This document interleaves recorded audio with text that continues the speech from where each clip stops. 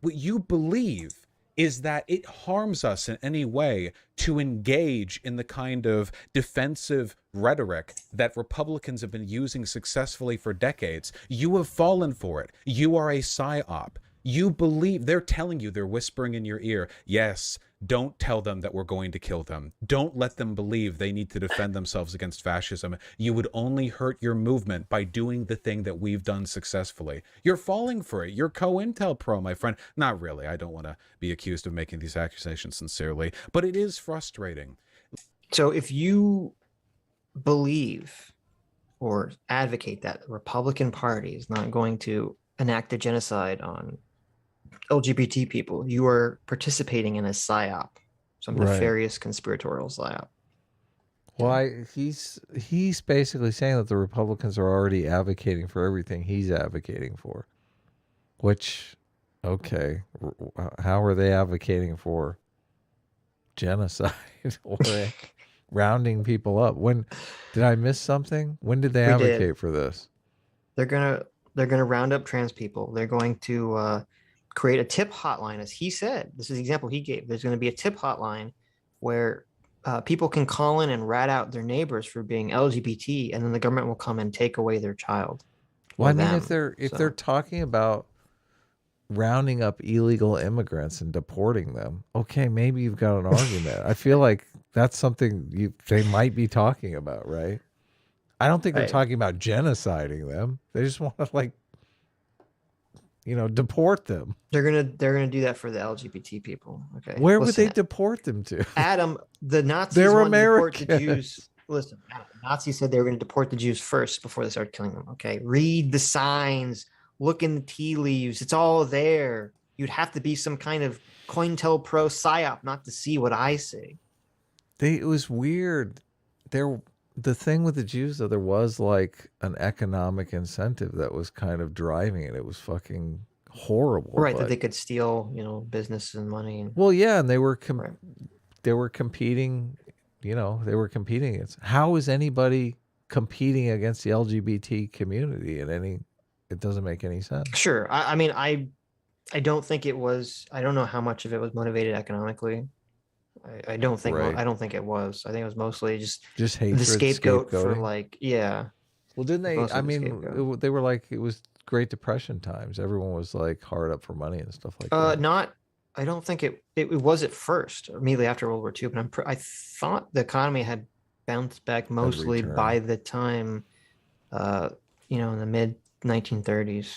I think I'm not 100% sure. They're just sick fucks, basically. Or maybe the early 1930s. I don't see the Republican Party marching around going, we really have to. These are the people who are responsible for all our ills. I mean, we had a protest, which turned into a riot, which led to one of the rioters dying, and that led to such a strong and warranted denunciation of that event, and yet he thinks in that world that somehow we're going to get a Republican-backed genocide in that world. Yeah, the Republicans completely denounced all of that. Most of them did. I think there's a couple. They said go home. Yeah.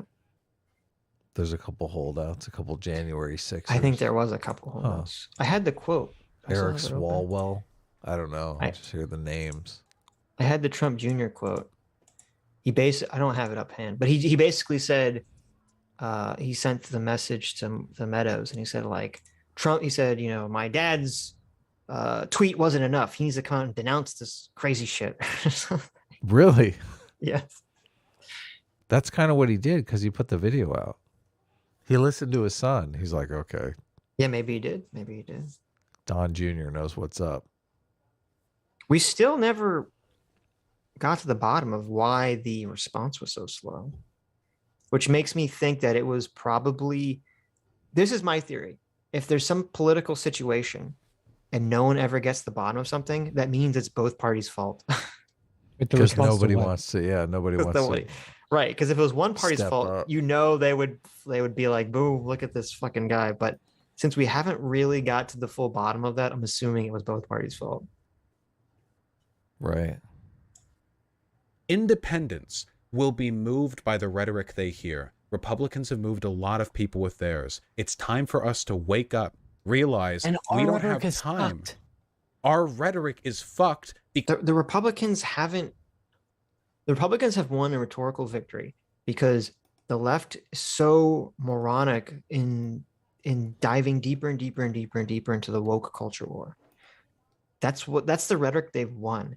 You had, people have been tweeting out that there's like this video on Twitter that's been making the rounds of little kids, like elementary school age kids who look to be like 5 or 6 at a drag show that looks very sexualized. Yeah. And everyone's tweeting it around, and it looks fucking horrible. And it is horrible. And that's the rhetoric that's winning people over to say, wow, like, this is fucking crazy. This is ludicrous. They're not, the rhetoric, Vaush is acting like the Republican Party is winning some rhetorical victory here by marching in the streets and saying we need to round up the gays, which is not happening. No. Or we need to start, killing Democratic politicians the way that Vaush is soft advocating or even hard advocating for the killing of Republican politicians. So, because we don't spend enough time fear mongering. I said it sucked. Yeah. Yes, I totally agree with you. Fear does drive people to the polls, all that type of stuff. So what do we say? You have to understand that. I think you would agree to this too. The reason why we don't stay in power is because on the campaign trail, Democrats do a really good job. I've never been in power. They fear. Yeah. Yes. Obviously. I'm talking about the current Democratic Party. The reason why they get taken out of power is because they don't actually do a lot or materially improve people's lives a lot or anything. And then, like you mentioned, they're not great at effectively fear mongering. When do they get taken out of power? I mean, I don't know. It seems like they're always in. Nancy Pelosi's been around forever. It'd be nice if they talked in actual specifics. But in the example of the Trump-Biden election, there was a lot to fearmonger about, obviously in the middle of COVID and all that type of stuff. And then Biden did have a pretty broad appeal in the message that he was. Because I know you're saying it's not all fear. The reason why you're able to get in power is fear plus something that they can also grab onto. Well, that's a good point, Adam. It's like we had Obama for 8 years. And then we had, Trump wins for 1 term. And what is it? It requires like Trump to be this sort of historically unique candidate running against Hillary Clinton, who's one of the most unlikable people in the fucking country and ran one of the worst campaigns ever. And then Trump turns around and loses to Joe Biden, who, has got 1 foot in the fucking grave. So the situation that is being painted by Vaush is so overblown. Yeah. As if Republicans control everything and Democrats are just completely feckless losers. We're literally in a situation right now where the Democrats are in control of the government. Yes. And yet this is the doomsaying that Vaush is leading us down. This sells. And yeah, if all it is like, hey, come join our movement because we want to kill them and they want to kill us, it's like, dude, it's not doing anything. And I think I don't know. I feel like we're just running in circles. To me, there is no mutually exclusive element here. And the only reason people on the left and center are turned off by my messaging is because they haven't been introduced to enough of it yet. So introduce it to them more. Get them more familiar with it. The only reason we're failing is because I'm not popular enough. So wait, does seem a little self-serving to you? So what he's saying is if I DM Sitch every day, AT Brain Supreme, eventually he'll accept it? I guess. Well, I mean, it's funny. He's basically saying because we don't have like he's just saying everyone's an idiot because they haven't heard it enough, because we haven't been repeating this line that the Republicans are coming to throw you in the camps enough. That's why people don't like my rhetoric. We haven't gaslit them enough is basically what he's saying. Exactly. If only we had been gaslighting people more. Yeah. If only I was the chief gaslighter for the left, then we'd be right where I want us to be. And you need to help. You need to help me gaslight. I'm recruiting you. I'm ready for Vaush to pull out the pamphlet. Okay. It's not my fault that the Democratic Party has made it their mission to coddle and weaken their voters to the greatest possible extent. And now you have millions of Americans, these embarrassing, urbanite liberals whose best response to everything the Republicans do to undermine democracy is we'll vote harder next time. No, you won't. You're not going to get to the voting booths. You're not going to get a chance. No political body is effective or relevant without a By the way, Vaush just like poo-pooed democracy pretty hard. I know exactly. Who listens to this guy and goes, oh, yeah, this guy makes a lot of sense. I want to vote with this guy. Well, and he's supposed to be the big I want democracy guy. Oh, There's I no know. more Yeah, democracy. no, he's that mask shattered like 2 hours ago. That mask is gone. Yeah. plan for how to deal with the end of the democracy that their party exists in. The Republicans are ready and waiting. Where the fuck are we? We don't, for people to even have a chance of sticking around for more than a minute, listening to like that type of rhetoric, they have to believe in the, like the foundation of the building that you're building. Because, and by that I mean, they have to believe that democracy is going away. I don't feel like we're doing a good job of expressing that. They have to believe that there's actually this bloodlust on the right, which I don't think enough.